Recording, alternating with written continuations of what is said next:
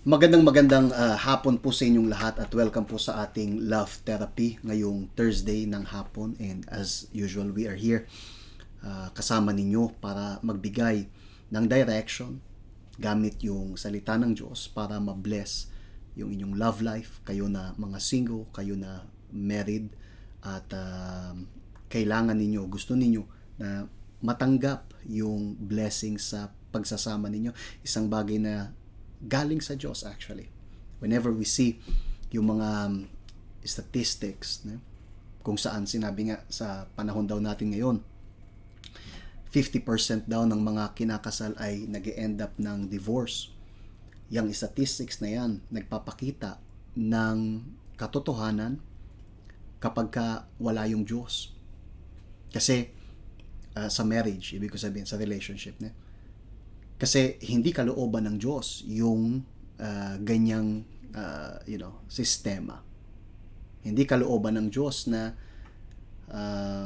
magkaroon ng let's say napakalaking pandemic sa love life marriages ng mga 50% ng nagpapakasal daw naghihiwalay. Para bang ang marriage doesn't work. But it's not like this. Ang marriage work kung kasama natin yung Diyos. Actually, nakasulat nga sa Biblia, sa libro ng Psalms, na maliban daw na yung Diyos, yung magtatag ng isang sambahayan, yung nagtatayo daw nito, nagtatrabaho, nagtatayo ng walang kabuluhan. Look how important this is. Ibig sabihin na ang reason pala, Marge, kung bakit maraming tao ang nagkakaproblema sa love life nila, sa marriage, sa pamilya nila, is because many times, pagdating sa love life, pagdating sa marriage, hindi nila ini-include yung Diyos. Okay? So, how many times may mga taong pagdating sa finances, they pray. Pagdating sa kalusugan, they pray. Pero pagdating sa love life, they make decisions muna, and then, at saka sila magpe-pray. So, late na, di ba? They make choices muna, they papakasal, papasok sa relationship, and then, at saka sasabihin, Panginoon, sana tama tong pinasok ko. So, pag wala yung Diyos sa love life natin, magkakaroon ng disaster. Kasi yung Diyos yung nagbibigay sa atin ng direction para magkaroon ng blessed na love life. At like for example, kung tayo nga, di ba, guided na ng Espiritu Santo, still meron pa rin mga challenges, right? So, how much more na yung mag-asawang wala silang yung guided ng Espiritu Santo. So, that is why it's really important. And we really actually need to be always be guided ng Diyos. Kasi hindi porket nandito tayo sa church, tayo ay pastor and so on, yung marriage natin magically magiging maayos. We need to be walking in spirit to ask God for direction. That is why this is very, crucial sa mag-asawa, especially kayo na papasok sa isang relationship. Dapat really andon yung guided ng Espiritu Santo. Kasi hindi, saka na, kung ano iniisipin kapag mag-asawa na kami. So, doon pa lang sa umpisa, hindi na kayo ay guided ng inyong emotion, hindi guided ng Espiritu Santo. And then tulad nga na sinabi namin kanina na later on, late prayer na lang, Panginoong Jesus, tulungan mo ko yung asawa ko na hindi na iwanan niya yung kanyang babaero, yung pagkalasinggero niya na. Pero nung nagliligawan pa lang kayo, nakikita niyo na yung mga red sign, mga warning, pero hindi niyo yung pinansin. So ngayon, late prayer na. Marami sa nanonood sa atin ngayon ang may mga sitwasyon na ganito. Pwede pa bang magbago? Of course pwede. But now, kakailanganin niyo talagang sumunod, makinig, We're saying this para doon sa mga single pa, for you to really be for you to be very attentive, sa paligid ninyo, huwag kayong pabaya sa mga desisyon. Okay? So today we're gonna be talking about yung subject ng habit. Gonna be talking about habits. Alam nyo ba na yung habits natin is so powerful? Lahat tayo may habit, di ba? And habits is something na hindi mo iniisip. We do it. Yung habits is important kasi nililigtas tayo nito sa maraming kaubusan ng oras. I mean, habit is there, parang naka-automatic, script, ne? Sa pagkagising mo ng umaga, hindi mo iniisip, right? Hindi mo iniisip, punta ka sa toilet, magsisipilyo. Sana may habit kayong ganyan. Right? Kung wala kang habit na ganyan, then may problema. Tapos tataka ka, single ka. Oh my goodness. But anyways, so habit, right? May habit. Gumigising. We don't even think. We take care. Pag nagsusuot tayong damit, andun, hindi natin iniisip. Yung katawan natin, just, muscle memory. Isn't it? We just go, habits are very good kasi it saves a lot of energy. Kasi alam mo yung mga bagay-bagay. Ang problema sa habit na sinasabi natin, there are good habits, bad habits. Ang problema ay kapag kayong habit, pangit, nakaka-apekto to sa buhay natin. Kapag yung habit maganda, so makaka-apekto ng maganda sa buhay natin. Right? So ang habit ay double-edged sword. Okay? Sa mabuti, sa pangit, andun yung dalawang yan. Now, kung merong tayong bad habit, kailangan natin of course alisin. Kasi now we understand yung epekto nito. Kung meron tayong good habits, kailangan nating ipagpatuloy. Kung meron tayong gustong baguhin sa buhay natin, dapat nating gamitin yung habit to help us achieve those things.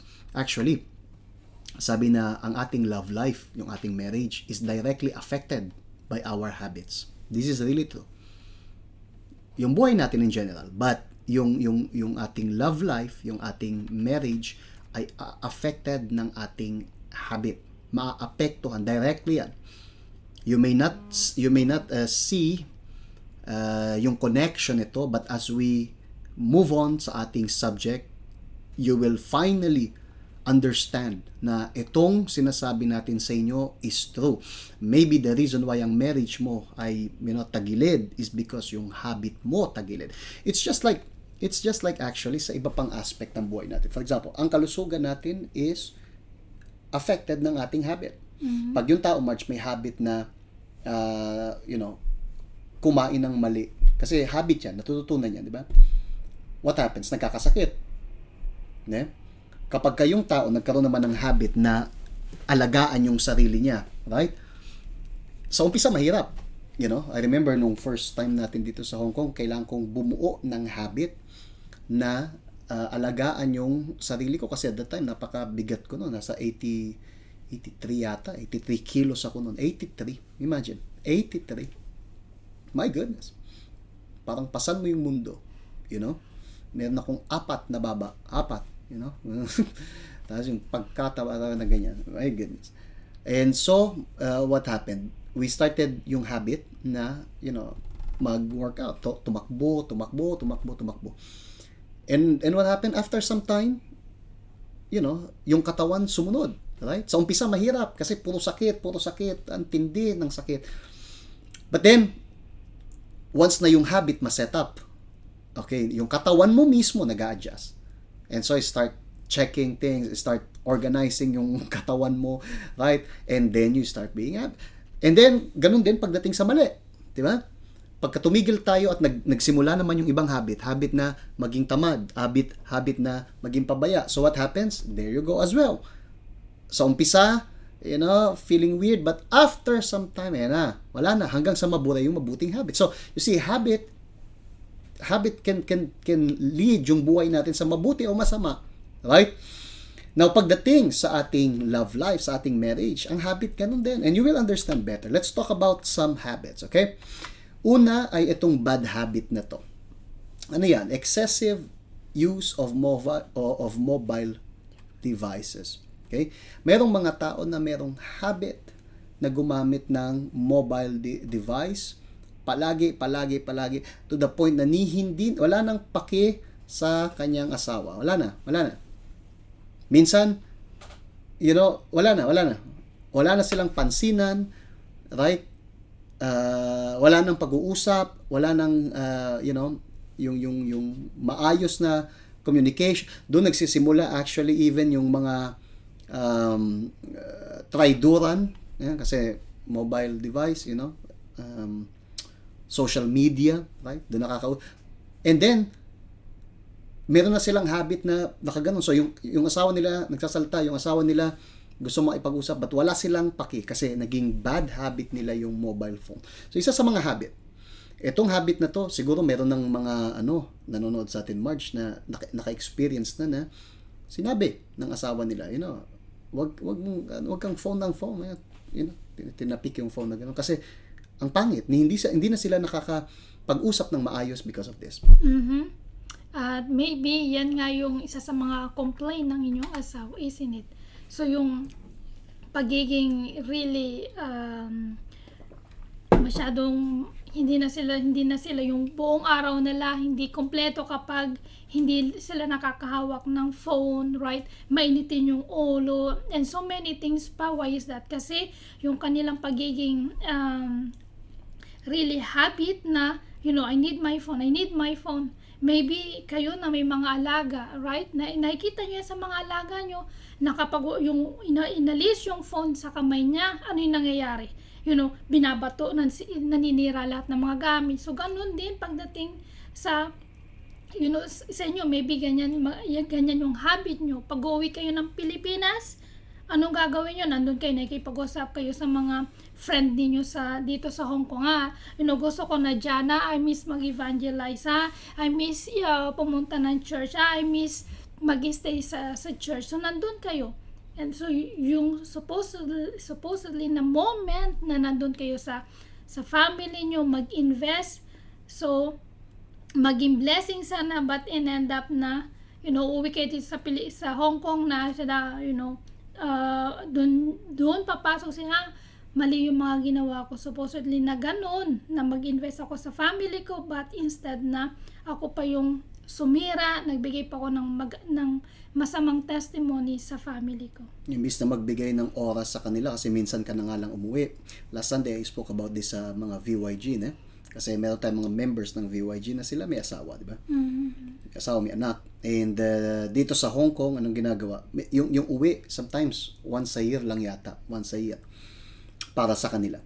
But then, may iba na nga pag umuwi nga, yung sinabi ni Marge, na yun na nga lang yung oras na magkakasama sila, lalo na sa asawa nila. Isang taon nga na malayo sila sa asawa nila. Yan pa lang hindi ko na maintindihan talaga. I really cannot understand this. But anyways, tapos ngayon nandun pa, ilang week lang, siguro 2 weeks lang, hindi pa makasama sa andito, puro phone. Doon sila magkatabi, pero phone. So what happened? Wala na yung pag-uusapan natin to maya-maya. Even kasi itong mobile devices na to, yung mga taong addict diyan, nakakaapekto yan sa maraming bagay. Okay? So bad habit yan. Bad habit yung paggamit ng mobile devices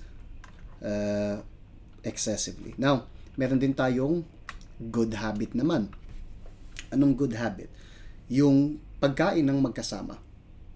Having meals together. I like na kumain kasama si Marge. I really like. Bakit? Kasi ito ay isang habit na meron kami. Either kumain sa labas, okay? That doesn't mean naman na kumain lang, kumain sa labas o magluto siya. I like. Actually, mas masarap nga pagluto tulad today, right? Today kumain kami ng isda, my friend. Let me tell you something. Yung isda. Yung isda is very nice. Isda. Yung isda. Yeah, yung isda is very nice. But niluto sa bahay. Of course, mas masarap yung luto sa bahay. But the point ay hindi yan. Ang point ay, kumain man sa loob ng bahay o kumain sa labas, I like kumain kasama si Marge. Pero merong mga mag-asawa na hindi kumakain together. Merong pamilya hindi kumakain together. Especially nowadays. So, paano sila kumain ngayon? Separate sila. Dahil sa cellphone. Babalik tayo dyan, okay? So, yung iba, kukunin niya lang yung pagkain niya, papasok sa kwarto, right? And then, andun siya. Andun. Kumakain, andun, tawa ng tawa, parang buwang. Ano yan? Yan ay bad habit. Kailangan, kung kayo may mga anak, kailangan yung turuan sila ng value ng pagkain ng magkakasama. Magkakasama dapat. I remember before, I don't know sa inyo, March, but sa family ko dati, I remember yung time dun sa Manila, sa San Andres, na yung mga lolo ko, sila mama, lolo ko, lola ko, pagka umaga, bumibili ng pandesal, so hindi kumakain kami ng sama-sama sa umaga. Kumakain ng sama-sama to. This is nice. Yan ay mga bagay na nag-aano sa utak mo, nagbe-burn sa utak mo, and you keep it hanggang wakas. Hanggang sa mamatay ka, isn't it? Like, but today, napaka-busy daw ng buhay, busy. May mga mag-asawa na they don't eat together. They don't eat together anymore. May pamilyang hindi na kumakain together. Yan ay isang habit na dapat nating ibalik kung sakaling wala sa inyo. Okay? Kung nawala, dapat ibalik. Kasi yung pagkain together is nice. And pag kumain together. Hindi kumain tas naka-phone. Kumain together. Right? Kumain together, it's nice. It brings closeness. You see, what I'm remembering now, Marge, yung sinabi ni Jesus, di ba? Sabi ni Jesus, sino mang, ako kumakatok sa pintuan, sino mang magbukas ng pintuan, papasok ko, kakain akong kasama niya. Even si Jesus, gustong kumain kasama natin. But why? Kasi, I don't feel comfortable kumain with someone na hindi ko kilala. Right? Imagine. Katulad dito, sa Hong Kong nangyayari yan, di ba? Kasi masyadong busy rito. So, minsan pag kumakain tayo sa labas, may mga naghihintay na nakatayo sa iyo. Hinihintay kang umalis sa upuan mo. Umalis sa lamesa mo. Oh my goodness. Lalo na pag lunchtime na. My goodness. Kumakain ako dito. Get out. Like, maliit yung lamesang ganon, di ba? And then, mag-share doon. It's weird. Nakaupo kang, dito lang sa Hong Kong yan. Maupo kang ganyan. And then, kaharap mo, hindi mo kakilala. Hindi mo alam kung ngingitian mo, sisipain mo, you don't know. Kasi, my goodness, andun, right? Why? Kasi yung pagkain ng together, ito ay para sa mga taong close sa'yo. Ito ay para sa mga tao. It brings that, unity. And how many families na walang ganyang habit, Marge? So, it is good na ibalik yung habit niya. Kaya kayo na siguro ito yung nanonotice nyo sa family nyo, right? So, it's good na really remind them. Especially kayo nga na may mga anak na really kailangan nyo ng wisdom na kausapin sila, explain how important na kumain magkasama. Especially kayo kuna yung family nyo is really nasa isang bahay naman, 'di ba? Hindi yung ngayon nowadays, 'di ba? Tulad yung sinabi mo, bababa lang, kukunin yung pagkain din akyat na ulit. Wala nang communication. So imagine mo how bad it is, and then magkakaroon sila ng family, ganon din yung i-apply nila. It's not good. Yeah, kaya nagkakaroon ng division. Wala yung link. Alam nyo, I would even say, remember si Jesus, nagkaroon siya ng Lord's Supper, yung last supper niya sa mga disciples. That was very intimate. Sinong umalis? Sinong umalis sa kanila together? Magkakasama sila, umalis siya. Sinong umalis? Ayaw kumain together. Sino yun? Judas. Si Judas umalis. Remember? That's what happened. Well, of course, di ko sabing Judas yung pumunta sa kwarto nyo, but I'm just saying, right? Kasi yung meal, pagkain together is nice. And you need to set up rules nga, di ba? Kakain kayo together. Okay? Sabihin nyo sa mga anak nyo, walang phone. Walang phone. Walang phone. Walang phone. And then kumain lang kayo. Kumain together. And then dun mabubuo yung actually susunod kong point na having open and sincere conversations. Yan yung point. So, magkakaroon kayo ngayon ng habit na mag-usap. Magkakaroon kayo ng habits na magtanong, pero sincere, and then, kamusta yung sa school? Paano yung ganito? And then, doon yung time na makakapag-usap kayo.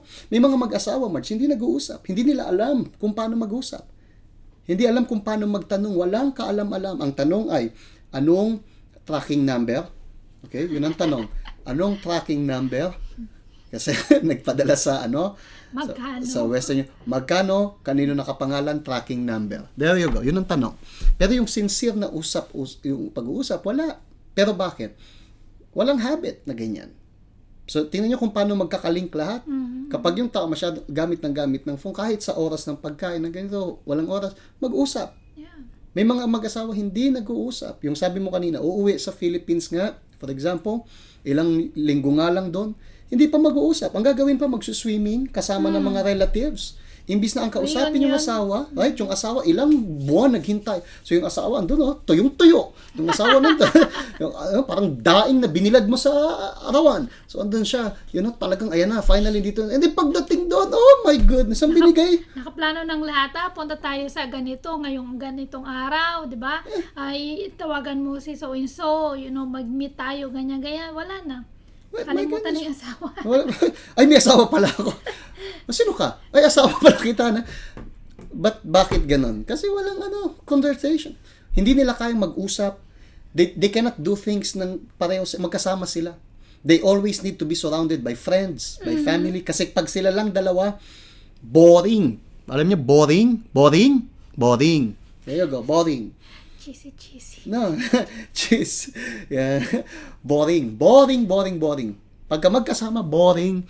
Walang pag-uusapan. Like, oy, hey. Puro ka na lang, ano yun, dito na lang. Yeah. Why? Baka you have to check kung buhay pa kasi. Walang ano. Pero bakit? Wala silang habit ng mag-usap. Wala silang habit. Kaya in conversation, my friend, ang conversation nagpapakita ng temperature ng relationship. So, kapag kayong mag-asawa ay hindi nag-uusap, walang mapag-usapan, it's because malamig yung kanilang relationship. Yeah, for sure. Pagka pinag-uusapan nga lang ay yung tracking number, things like this.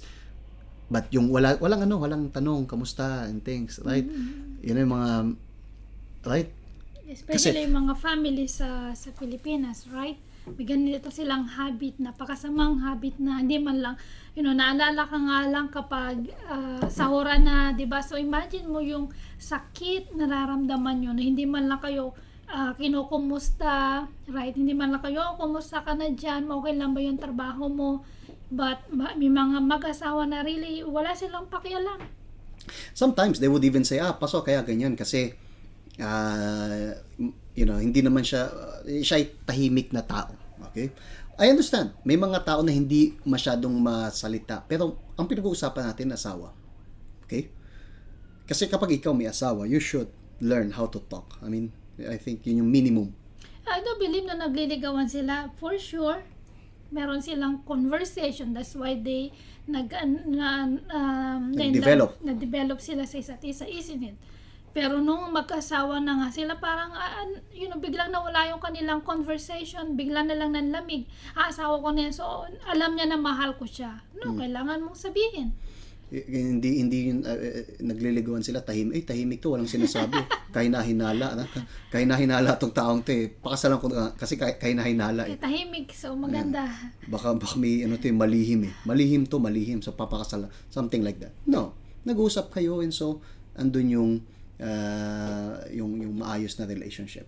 So, conversation, having yung open and sincere conversation is really important para nang sa ganon yung isang habit yan para yung relationship ng mag-asawa ay maging strong, okay?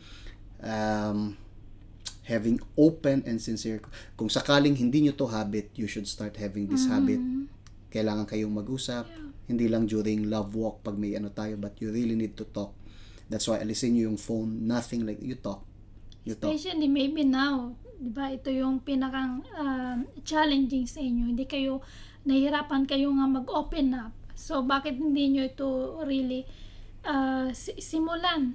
Kayo na may mga, yung free yung oras nyo, sa lunch, right, sa gabi. So, maybe, during those time, why not nasabay kayo mag-dinner o mag-lunch ng asawa nyo? Yeah. Right? Maybe even online. Yeah. Kayo na nandito sa Hong Kong, ano magagawa natin? Malayo kayo, right? Yeah. So you habang mag-usap kayo, spend time to talk. Okay?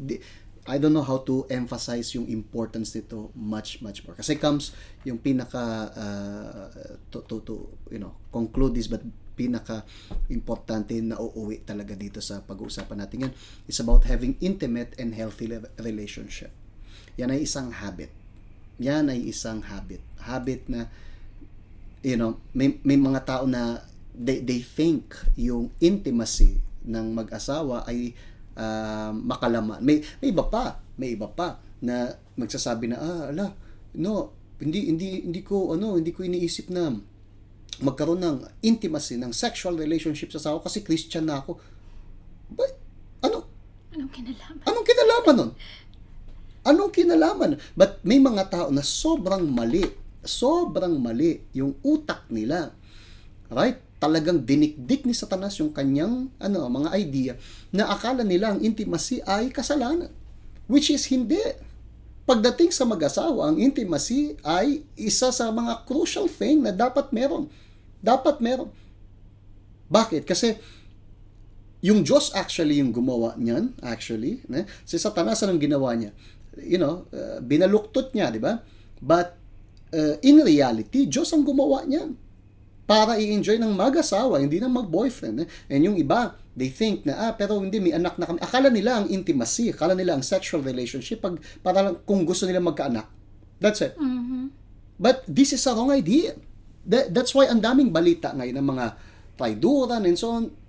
Bakit? Kasi lack of understanding. Minsan yung mga Christians, they understand this wrong. That's why ang lamig, ang lamig ng simoy ng hangin. Pagkalamig when it comes sa subject na yan. Walang interest, tapos magtataka, bakit kaya yung asawa ko nai-involve sa iba? Ba't kaya tingin ka ng tingin? Hindi sasabihin, oy, wag mong tingnan, kasalanan yon. Mali yan kay Lord. I know mali. Walang excuse. Yeah? Walang excuse. But please, yan ay explanation. Hindi excuse, but explanation. Hindi lahat ng explanation, excuse. Yan ay explanation kung bakit, nagkakaroon ng butas. Maski sabi sa Biblia, nakasulat doon, kapag yung mag-asawa raw nag-decide na mag-fasting, so hindi sila magkakaroon ng intimate relationship, sexual relationship. Sabi ni Paul, so kailangan pagkasunduan ng mag-asawa, una sa lahat, pagkasunduan. Hindi pwedeng yung babae lang ang magde-decide. Uuwi ako sa Philippines for 2 weeks at magpa-fasting ako. 2 weeks. Saktong-sakto pa. Sa pag-uwi ko, doon ako, 21 days, walang ganyan, right? So, imagine, pag-uwi doon, yung asawa lalapit, susubukan lambingin. Lumayo ka sa akin dahil, ako ay nagfa-fasting. Something like this. What happens? Magkakaroon ng problema sa relationship ngayon. Right? And sabi sa Biblia na kailangan pagkasunduan. So, kapag walang pagkakasundo, pagka hindi gusto ng asawang babae o ng asawang lalaki, hindi walang kasunduan. Right? Now, kung nagkasundo raw sila, ano sabi ni Paul? Pagkatapos ng purpose na ginawa ninyo, pinagkasunduan ninyo, bumalik kayo agad para walang makita si Satanas daw na butas at makapasok sa marriage ninyo. Dahil sa lack of self-control, sabi ni Pablo. So, you see kung gaano ka-importante yan. But merong mga tao, lalo na Christians, they think na ang sex sa marriage ay mali, makamundo. No, ang sex outside marriage ang makamundo. Okay? But yung intimacy sa mag-asawa is a must. Yun ay dapat, sabi nga, dapat healthy, na? Having intimate and healthy relationship. Dapat meron. And ang tanong, paano magkakaroon ng ganyan kung sa kwarto, doon sa kama, naka-cellphone? Andun yung isa, lalapit, tapos ikaw, naka-cellphone. Cheese. It's not gonna work. It's not gonna work like this, isn't it? So dapat merong habit na, pagka tayo, that's it. Walang mga anak, right? That's it. Dapat may habit sila na ganyan. Kami ni March walang anak. Si Chloe nandun. Si Chloe lang yun nandun. Right? Yung alaga namin. But I just imagine yung mga may anak. May iba na hayaan nila anak nila matulog sa gitna ng kama. Sa gitna! Gitna ng kama. Yung anak ilang taon na? 28. Hindi, baby ko yan pa. My goodness! Grabe naman. Yeah, 28. I'm telling you. Okay, fine. 27. Ang ganda. My goodness. Tapos magtataka, ba't kaya sa ako ayaw na matulog? Ba't matutulog? Kasama mo. This is wrong. This is wrong. I need you to understand something. Hindi makamundo yung sexual relationship sa mag-asawa. Yun ay blessing na tinatag ng Diyos mismo. So powerful na si Satanas ginagaya niya sa maling paraan. Right? Maling paraan. Kasi alam ni Satanas how powerful yung sexual relationship is. Yeah? So, kayo na may mga asawa, that's it. Panahon na para, magsaya. Right? You have to understand the blessing na inano ng Diyos. And kung may mga tanong kayo, of course, you can ask us. Okay? But, the subject we're talking about today is about habit. Magtayo ng mga habit. Okay? Do not allow na merong mga mamagitan between both of you, yung mag-asawa. Yung mga single, ayun, sabi na nga ba sabi ni Pastor, this is holy. Sabi ni Pastor, it's a blessing daw. Oy, lika, boyfriend pa lang, lika, dali. Sabi ni Pastor, blessing, boyfriend kayo, hindi. Ito ay exclusive sa mag-asawa. Like, magpapakasal din naman kami, Pastor. Yeah, matulog ka yun yung mga excuse, di ba? So magpapakasal din naman kami, Pastor. Ganon din naman kauwian, di ba? So, matulog ka na lang sa kabaong. Mamatay ka rin naman, di ba? Mamatay ka rin, di ba? Ganon din yung kauwian din, di ba? So, ilibing ka na lang. Ngayon pa lang. Right? But please, I hope you understand yung mga tinuturo natin. Okay? Habits. This week, we talk about habits. Bumuo tayo ng mga bagong habits, mga habits na for sure, once i-apply natin yung mga good habits, magdadala to ng benefit. I-eliminate yung bad habits, magdadala to ng benefit sa buhay natin. Alright? Is there anything else, March, na gusto mong i-share sa kanila? Yeah, this is something na kailangan nyo talaga na maintindihan, magkaroon kayo ng maturity, right? Merong mga, especially sa mga single, may mga dapat ninyong i-apply, may mga dapat hindi ninyong i-apply, right? So, kailangan nyo lang talaga really magkaroon itong maturity, understanding, at yung be guided ng Espiritu Santo, especially yung mga couples, right? I know it's very challenging, especially nga sa part na yan. So, kailangan nyo talaga ng magkaroon ng humingi ng wisdom sa Diyos, right? Na pag-uwi ninyo, right, na really be there with your family. Hindi nyo kailangan na mag-spend na kayo ng time sa mga relatives ninyo. No. Ang family nyo is yung husband ninyo at yung mga anak nyo. Yun lang. Yung mga may asawa na, okay? Yung mga single, ang family nyo ay actually mga magulang, kapatid, and so on. But from the moment na makasal ka, ang family mo ay ang asawa mo. So, kayo na, for example, nasa Hong Kong at umuwi, pay attention sa asawa ninyo, pay attention sa mga anak nyo, yon ang family nyo. Kung kailangan kayo mag-outing, wala namang problema magkakasama. Ang problema ko dyan ay, it could be na ma-distract kasi iba, spend time sa asawa ninyo. Spend time sa marriage ninyo. Okay? Build this habit na kayo lang. Like we said. Kasi kung kayo mag-asawa, and you only feel happy pag merong ibang tao, something is wrong with both of you. Hindi nyo kayang magkaroon ng kayong dalawa. Something is very wrong. Something is very, very, very wrong. Ano yung peke? I don't need may mga kasama kami ni Marge para kaming dalawa magsama, maging masaya. We don't need. Kami lang dalawa, kaming dalawa. Parang buwang. Cheese. Kami lang dalawa. I don't know. Maso yung cheese. No. I'm not gonna say kung ano yan. Okay, I'm not gonna say kung ano yan. Wala kayong kinalaman dyan. Alright? At may mga tao, they don't understand kung ano sinasabi namin. Bakit? Kasi walang moments together. Hindi sila masaya na So, magagawa natin. Right? Pag kayo yung mag-asawa ay blessed, yung mga anak nila na be-blessed. That's the truth. Pag yung couple ay blessed, tignan mo si Chloe blessed. Masayang masaya kasi yung mag-asawa ay blessed. Alright? Taliga. May God bless you all abundantly. Babalik tayo uli sa inyo next week sa ating panibagong love therapy. But today we spoke about what? Habit. Please, pakisulat dito sa comment section ano yung mga habit na kailangan mong buuin sa iyo. Okay? Para sa iyo, ano yung mga habit na kailangan mong simulang gawin? Write it down.